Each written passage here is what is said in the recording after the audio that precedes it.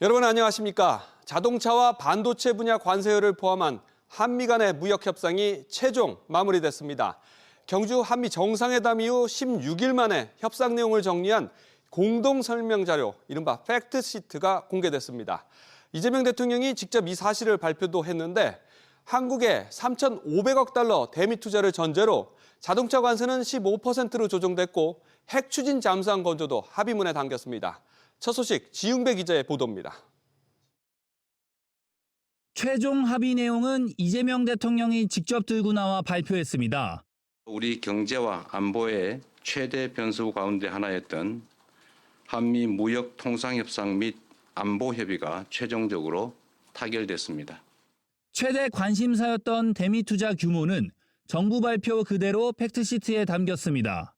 조선 분야 투자 1,500억 달러를 비롯해 2천억 달러 현금 투자의 경우 에너지와 반도체, 의약품과 핵심 광물, 인공지능과 양자 컴퓨팅 등이 투자 분야로 거론됐습니다. 현금 조달은 연 200억 달러 상한을 두고 우리 외환시장 충격이 우려되면 조달 금액과 시점을 조절할 수 있다는 안전장치도 직접 명시됐습니다. 정부가 여러 차례 강조했던 상업적 합리성 문구는 대미 투자 관련 양해각서에 담겼습니다. 미국은 우리 자동차와 부품 관세를 15%로 인하하고 고율 관세가 예고됐던 의약품도 15% 이하로 정하기로 했습니다. 안보 분야에선 핵 추진 잠수함 건조 승인이 합의문에 포함됐습니다. 우라늄 농축과 사용 후 핵연료 재처리 권한 확대에 대해서도 미국 정부의 지지를 확보하는 미국 상선뿐만 아니라 미 해군 함정 건조조차도 대한민국 내에서 진행할 수 있도록 이와 함께 우리 국내 총생산의 2.3% 수준인 국방비를 3.5%로 높이기로 하고 2030년까지 미 군사장비를 250억 달러 구매한다는 계획입니다. 우려가 컸던 농산물 추가 개방은 이번 팩트시트에 포함되지 않았습니다. SBS 비즈 지웅배입니다. 자동차와 의약품 관세가 15%로 인하되면서 그동안 불확실성의 발목이 잡혀있던 관련 업계는 일단 한숨 돌리게 됐습니다. 그런데 반도체 관세 부과 기준과 수익 배분에 대한 부분은 좀 더 불리해지거나 또 불합리하다는 지적을 피하기 어려워 보여 아쉬운 대목도 남았습니다. 이어서 김한나 기자가 보도합니다. 한미 정상회담 공동 팩트시트에 따르면 국산 자동차와 자동차 부품에 대한 관세율은 기존 25%에서 15%로 내려갑니다. 관세 인하 적용 시점이 팩트시트에 명시되진 않았으나 이번 달 안에 관련 법안이 제출된다면 다음 달 1일로 소급 적용이 가능한 상황입니다. 이에 현대차그룹은 앞으로도 관세 영향을 최소화하기 위해 다각적 방안을 추진하는 동시에 품질 및 브랜드 경쟁력 강화와 기술 혁신 등을 통해 내실을 다져나갈 계획이라고 설명했습니다. 다만 반도체 관세 기준은 기존 최혜국이라는 단정적 조건에서 반도체 교역량이 많은 타국보다 불리하지 않게라는 조건으로 바뀌었습니다. 주력 수출 품목인 자동차 및 의약품 관세 15%, 그리고 반도체도 대만보다 불리하지 않은 대우를 확보하였고 우리나라를 포함해 다른 나라의 반도체 교역량 변화에 따라 상황이 불리해질 가능성도 배제할 수 없습니다. 정부는 안전기준을 충족하는 수입차 물량 상한선을 폐지한다고 밝혔는데 부정적인 전망에 대해선 선을 그었습니다. 현재 매년 미국에서 수입되는 자동차가 모든 제작사를 합쳐도 5만 대에 미치지 못하는 현실을 감안할 때 이번 완화 조치에 따른 우리 자동차 시장의 영향은 제한적일 전망입니다. 수익 배분의 경우 원리금 상환 전까지는 한국과 미국이 5대5로 이후부터는 한국과 미국이 1대9로 각각 나눠 가지게 됐습니다. 한국 돈으로 투자를 했는데 미국 정부가 50% 뺏어간다는 건 그건 강도짓인 거죠. 경제적인 차원에서 계산만 해봤을 땐 있을 수 없는 그 잘못된 협상이라는 거. 또 정부는 철강과 알루미늄 관세에 대해 접점을 찾지 못하면서 50% 관세라는 숙제가 남게 됐습니다. SBS 비즈 김한나입니다.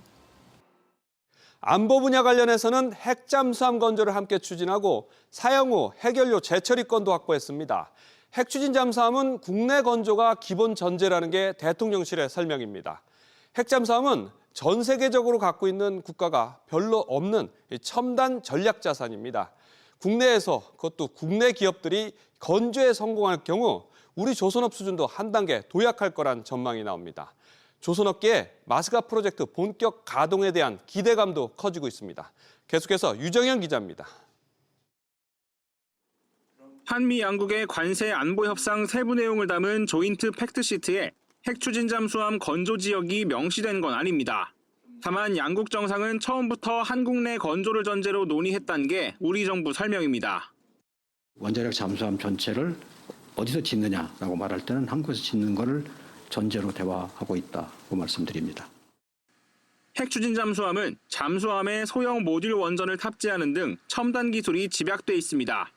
전 세계에서 미국, 러시아, 중국, 영국, 프랑스, 인도 등 6개 국가밖에 갖고 있지 못한 첨단 전략 자산입니다.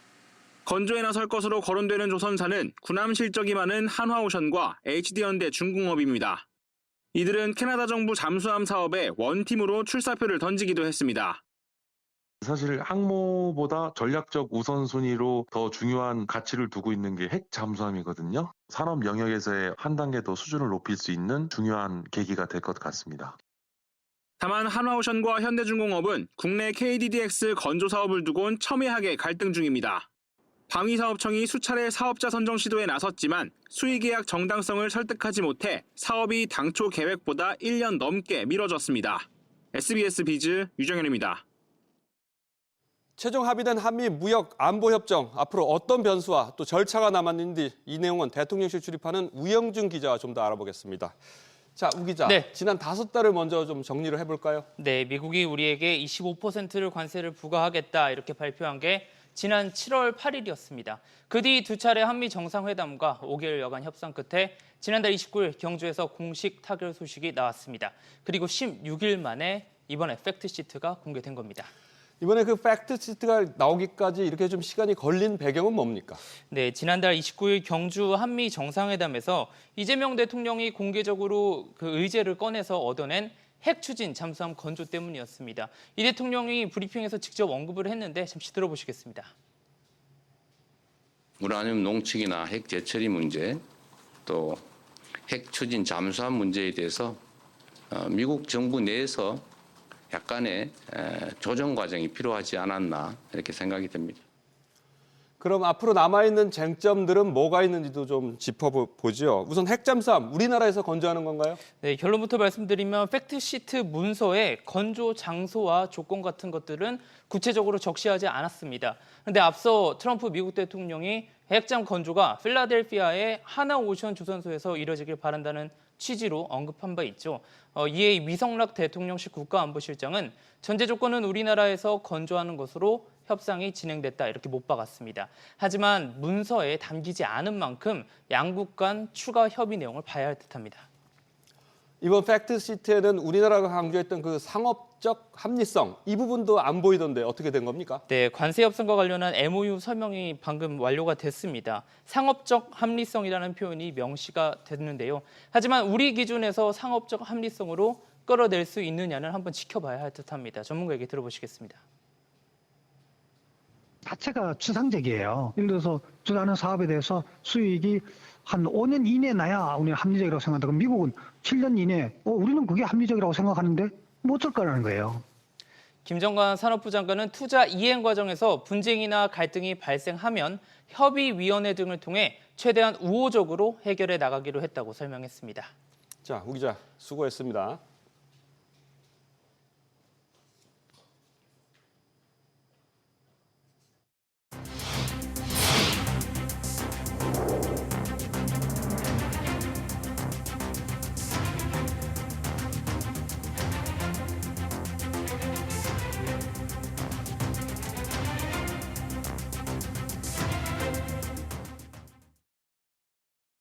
이렇게 무역 협상과 관련해서는 최대 불확실성이 해소된 날이지만 금융시장은 그야말로 검은 금요일이었습니다.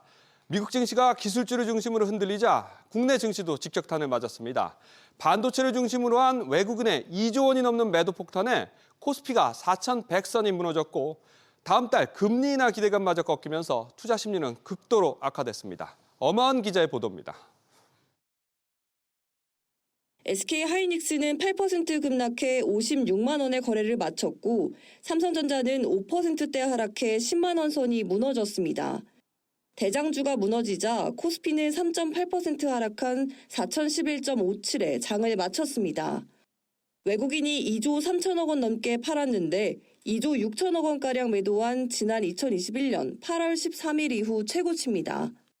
미국 셧다운 이후에 데이터가 그동안 안 나왔는데 막상 데이터가 나오려고 하니까 불확실성이 있던 것 같고 테크 주식들 조정 나오고 키옥시아가 급락이 나오고 있기 때문에 오늘 조정은 불가피하지만 세계 3위 낸드 플래시 업체 일본 키옥시아의 실적이 저조하자 반도체주 중심으로 대규모 매도 물량이 나왔습니다. 12월 미 연준의 기준금리 동결 가능성까지 높아지면서 투자 심리는 위축됐습니다.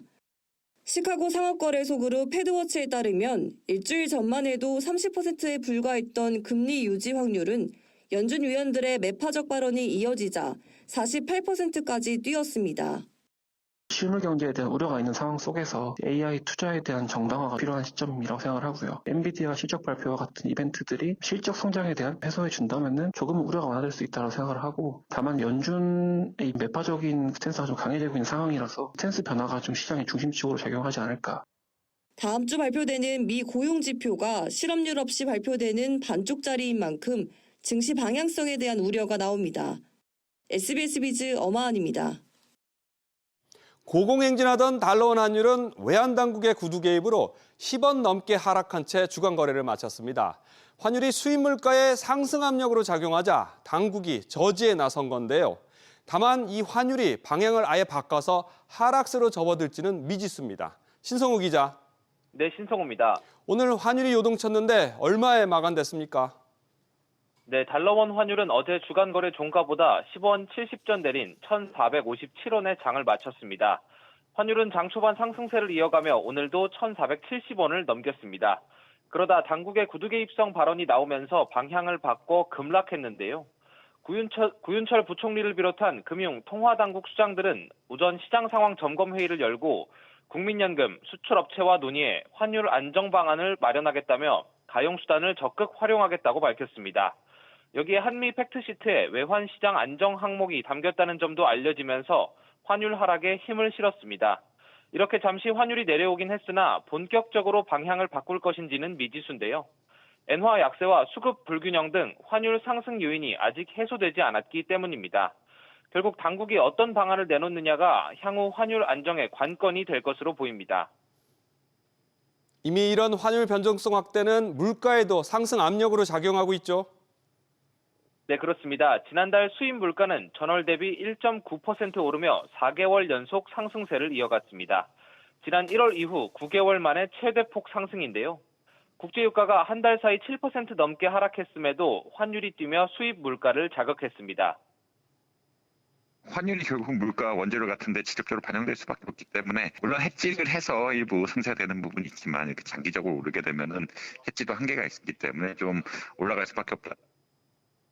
이에 대해 한국은행도 고환율로 인해 수입 물가 불확실성이 지속될 것이라고 밝혔습니다. SBS 비즈 신성우입니다. 최근 이창용 한은 총재가 통화정책에 대해서 방향 전환을 할 수 있다고 언급한 데 대해 따른 파장이 이어지고 있습니다.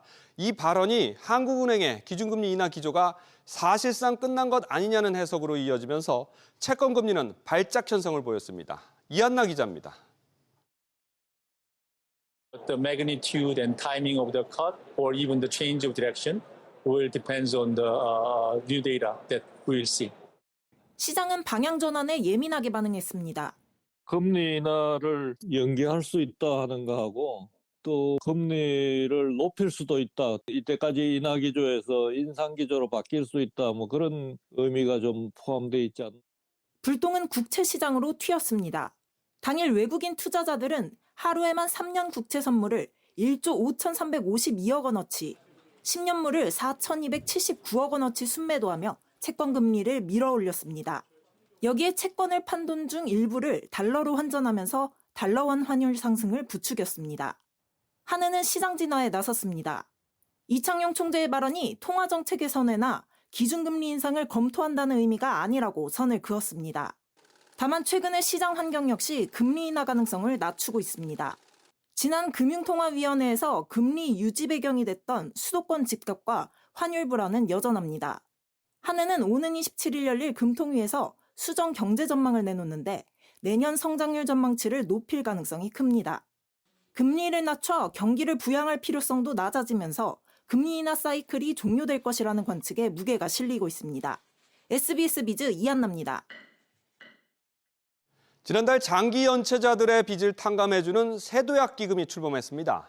그런데 연체 뒤에 꾸준히 빚을 갚아온 사람들은 오히려 빚 탕감을 받지 못하면서 불만이 나오자 정부가 이들을 위한 저금리 대출도 따로 내놨습니다. 보도에 이한승 기자입니다.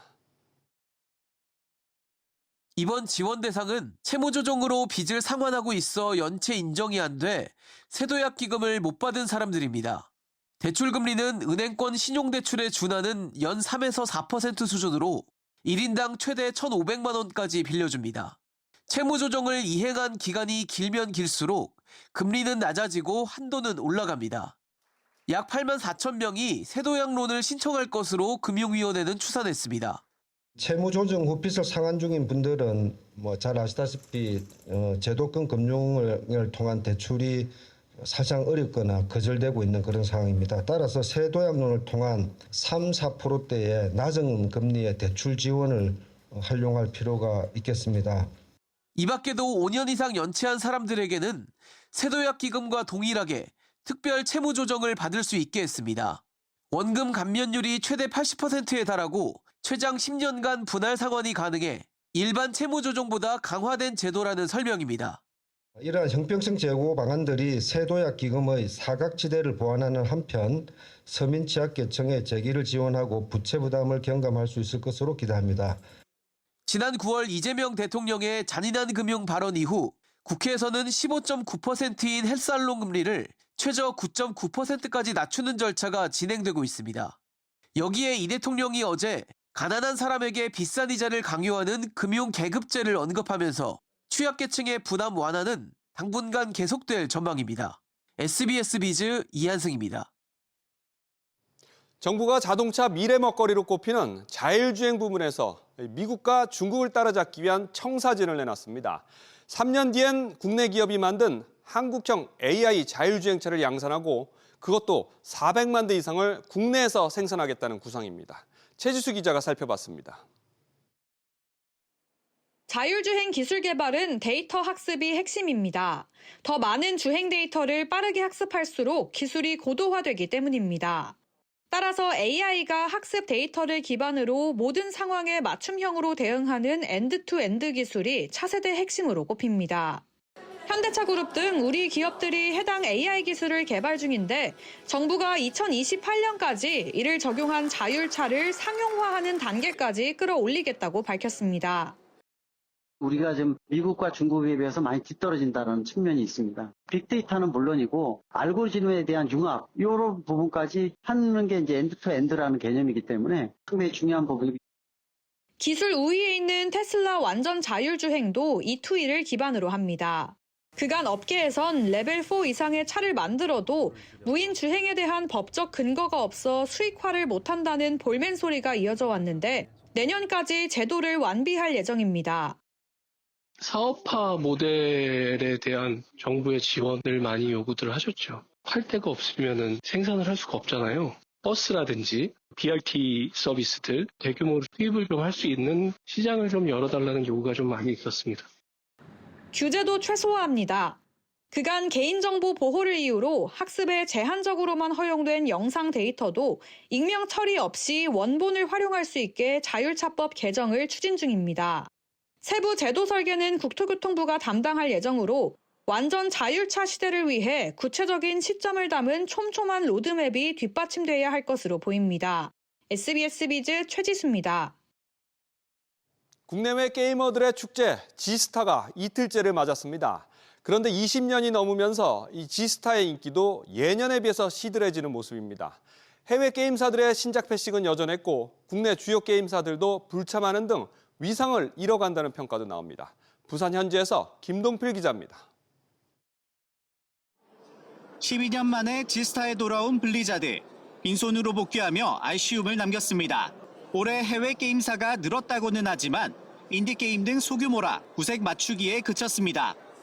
평소 이제 페르소나나 이제 메타포 같은 시리즈를 좋아했는데 이제 앞으로 또 새로운 신작이 나왔으면 좋지 않을까 하는 마음이 있습니다. 국내에서도 올해 3년 만에 게임 대상을 받은 넥슨을 필두로 스마일게이트, 카카오게임즈 등 주요 게임사가 불참했습니다. 대부분 게임사가 참여해 신작을 쏟아낸 도쿄게임쇼나 독일 게임스컴과 대비됩니다. 비교적 한산한 B2B 전시장은 올해 21주년을 맞은 지스타가 가야 할 길이 멀다는 점을 잘 보여줍니다. 국내 게임사마저 필요에 따른 간헐적 참여로 기조를 바꾸면서 지스타가 위상을 빠르게 잃어간다는 우려도 나옵니다.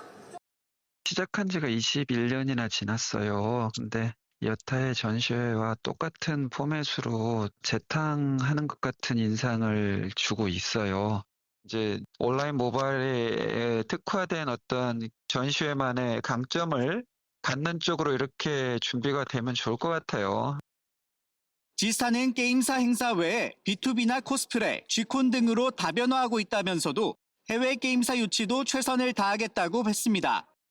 해외에서 더 관심을 가지고 더 많은 인지도 있는 회사들이 참여할 수 있도록 저희가 노력할 거고요. 명실공히 글로벌한 게임쇼로 자리매김할 수 있도록 노력하겠습니다. 국내 게임사들마저 의무감으로 참여한다는 말도 나오는 가운데 질적인 개선 작업이 필요하다는 지적입니다. 부산 백스코에서 SBS 비즈 김동필입니다. 자산 수준에 따라 갖고 있는 집값의 격차가 최대 45배 육박하는 것으로 나타났습니다. 비싼 집을 가진 가구는 이 소유한 주택수도 상대적으로 많았습니다. 자산 양극화 현상이 갈수록 심화하고 있습니다. 정보영 기자의 보도입니다. 지난해 기준 주택을 소유한 가구의 평균 주택 자산가액은 3억 3,300만 원, 1년 전보다 1,200만 원 상승하는 데 그쳤습니다. 이런 가운데 비싼 집은 더 많이 오르고 그렇지 않은 집은 오히려 가격이 떨어지며 자산 양극화는 더욱 심해졌습니다. 자산가액 기준 상위 10% 가구의 평균 주택가액은 13억 4천만 원으로 8,500만 원 늘며 상승폭이 컸습니다. 하위 10%의 집값은 3천만 원으로 1년 전보다 오히려 100만 원 쪼그라들며 격차는 44.7배로 커졌습니다. 주택 수도 상위 10%가 평균 2.3채를 가지고 있어 하위 10%보다 2.4배 많았습니다. 다주택자에 대한 규제 정책 이런 것들이 결국은 똘똘한 한 채로 선호되는 이런 현상들이 나타나고 있다. 그래서 핵심 지역의 가격들만 상승을 하고 기타 지역들은 가격이 하락하는 40대 이하에서는 주택 소유자가 줄고 50대 이상에서는 증가하는 현상이 계속되며 주택 시장의 고령화도 점차 빨라지고 있습니다. 특히 30세 미만 주택 소유자는 1년 전보다 8.7% 줄며 감소폭이 가장 컸고 80세 이상은 10.2% 늘며 증가폭이 가장 컸습니다. 집값이 근로소득에 비해 급격하게 상승하면서 내 집 마련의 벽이 더욱 높아졌기 때문이라는 분석입니다. 무주택 가구는 전체 가구의 43.1%인 961만 가구로 이들 중 절반 이상이 수도권에 집중된 것으로 나타났습니다. 특히 서울은 무주택 가구 비중이 절반을 웃돌며 3년 연속 상승했습니다. SBS 비즈 정보인입니다. 아직 본격적인 겨울철에 접어들지도 않았는데 때이른 독감 유행 속도가 심상치가 않습니다. 제 뒤로 보이는 것처럼 지난 일주일 동안 병원을 찾은 독감 환자는 1000명당 51명으로 전주 대비 2배나 급증했습니다. 지금이라도 예방접종 주사를 맞으려는 사람들이 많은데 이 독감 예방주사에 3가와 4가 이 두 종류가 있어서 뭐가 더 적합한지 혼란이 적지 않습니다. 그래서 오정인 기자가 취재했습니다. 13세 이하 아이들과 65세 이상 어르신들이 맞는 국가 무료 접종 독감 백신은 지난해 4가에서 올해 3가로 바뀌었습니다. 백신 숫자는 반응하는 바이러스 수를 뜻하는데 한 가지 바이러스가 사실상 자취를 감추면서 3가 백신으로 충분하다는 판단에서입니다. 하지만 시중에는 여전히 3가와 4가가 모두 나와 있어 무료 접종 대상이 아닌 청소년과 일반 성인들은 둘 중 선택해야 합니다. 3가를 권장하는 거를 뉴스나 매체 통해서 듣고 갔거든요. 4가 혹시 맞을 수 있는지 여쭤보시는 분 계셨어요. 좀 더 스펙트럼이 넓은 백신을 맞으려고 하시는 분들은 사가를 찾으시는데 올해는 왜 사가 백신이 사라졌지? 생각하시는 분들도 계신 것 같아요. 가격도 3가는 10,000원에서 40,000원 선, 4가는 이보다 10,000원 정도 더 비쌉니다. 현재 상태에서는 검출이 되고 있지 않기 때문에 추가적으로 보호가 필요하지 않다고 판단을 하는 거고 3가나 4가에 있어서의 보호 능력은 차이가 거의 없다라고 볼 수 있고요. 전문가들은 면역 항체 형성까지 3주가 걸리는 만큼 다음 달 대유행에 앞서 서둘러 접종할 것을 권고합니다. SBS 비즈 오정인입니다. 토지거래 허가구역에서 11호 부동산 대책 발효 이전에 체결된 재건축 추진 아파트 가계약 효력이 인정될 전망입니다. 국토교통부는 투기과열지구 지정 전에 토지거래 허가를 신청하는 등 관련 절차를 밟고 있었고 지정 후에 정식 계약을 체결한 경우 조합원 지위 양도를 인정하겠다고 밝혔습니다. 당초 이 같은 경우에 매수자가 조합원 지위를 승계해 새 아파트 입주권을 받을 수 있는지 여부를 두고 시장이 혼란을 겪은 바 있습니다.